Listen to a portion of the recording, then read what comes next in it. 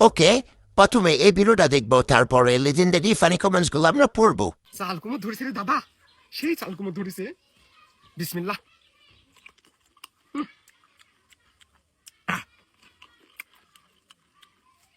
চাল কুমড়ো সেই স্বাদ লাগতেছে দাদা। আপনারা বাড়ির আনাচে কানাচে যদি একটা চাল কুমড়ের বিচি পুঁতি দেন, তাহলে তো সারা মাস আপনারা চাল কুমড়ো খেতে পারেন।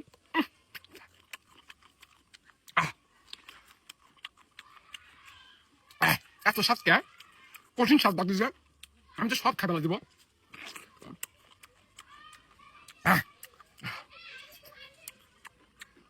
কি স্বাদের স্বাদ দাদা, চাল কুমড়ে এত স্বাদ হয়েছে কি জন্য,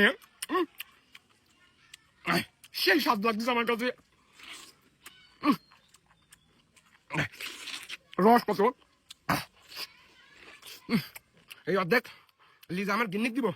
গিন্নি ভাজি করে খেতে হবে, গিন্নি কাঁচা খেতে পারে না, কিছু খেতে পারে না। ওর কি যত টেনশন হয়েছে আমার।